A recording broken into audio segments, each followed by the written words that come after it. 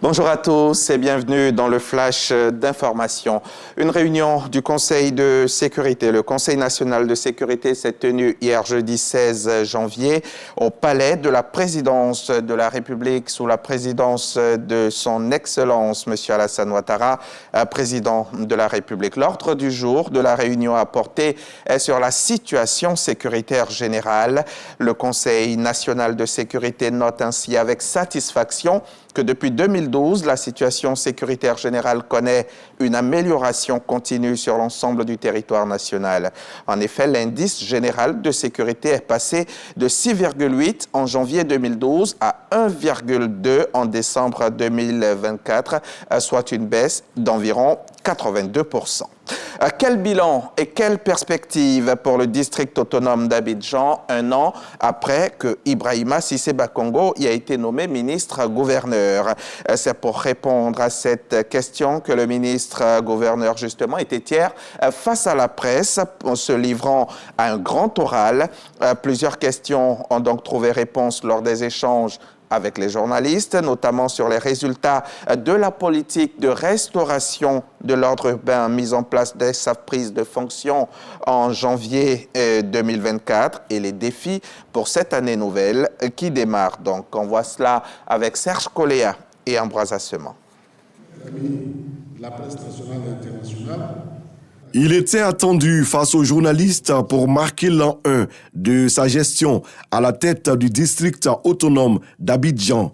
Après sa prise de fonction le 2 janvier 2024, suivi des premiers mois mouvementés, la politique de restauration de l'ordre urbain fait désormais partie du quotidien des Abidjanais. Ce sont environ 20 sites sur 171 qui ont fait l'objet d'un traitement d'urgence. Je voudrais rassurer l'opinion publique nationale et internationale qu'à l'occasion de toutes ces actions, notre seule préoccupation, pour ne pas dire notre obsession, a été la préservation des vies humaines, la sécurité des populations avant même la salubrité. En ligne de mire, les occupations illégales des espaces publics, les vendeurs ambulants sur les grandes artères, les installations anarchiques, les fumoirs et les gares routières qui poussent un peu partout. Pour l'année 2025, les défis majeurs que nous aurons à relever porteront sur le transport. Nous allons vaincre donc, ce phénomène du désordre dans le secteur du transport. Ibrahima Cissé Bakongo juge le bilan de l'an 1 satisfaisant. Il note également que les populations victimes des opérations de restauration de l'ordre urbain sont prises en charge dans un programme. Réalisation d'infrastructures, aménagement et embellissement, sectorisation des activités, actions sociales et économiques. Le ministre-gouverneur n'a pas chômé. On ne peut pas espérer, mesdames et messieurs, se développer sans faire de sacrifices.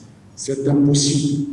Si nous cherchons à tout préserver, nos acquis, nos travers, nos faiblesses et nos souffrances, alors je dirais, Abidjan ne se développera jamais. Ibrahima Cissé Bakongo salue la collaboration et l'implication effective des maires du district d'Abidjan.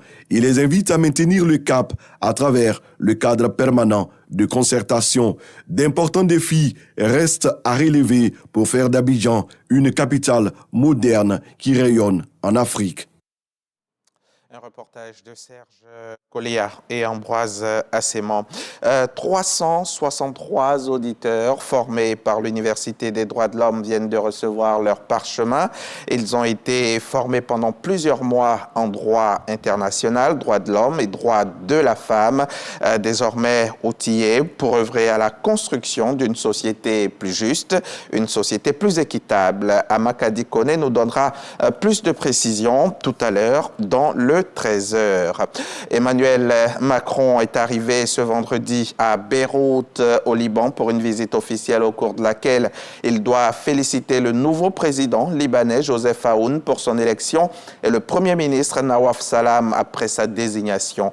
Selon la présidence française, la France veut à travers ce déplacement marquer son engagement sans faille en soutien au Liban qui vit un moment historique. En tête des priorités, la consolidation de de la fragile trêve qui a mis fin le 27 novembre à la guerre entre le Hezbollah et Israël. Ce cessez-le-feu est quotidiennement violé par l'armée israélienne qui n'a pas encore achevé son retrait d'une partie du sud du Liban. Emmanuel Macron veut aussi apporter son soutien à la formation dans les meilleurs délais d'un gouvernement.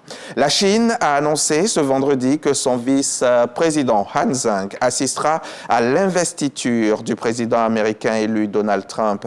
La Chine adopte les principes du respect mutuel, de la coexistence pacifique et de la coopération gagnante-gagnante dans l'examen et le développement de ses relations avec les États-Unis. Voilà ce qu'a déclaré un porte-parole du ministère des Affaires étrangères dans un communiqué.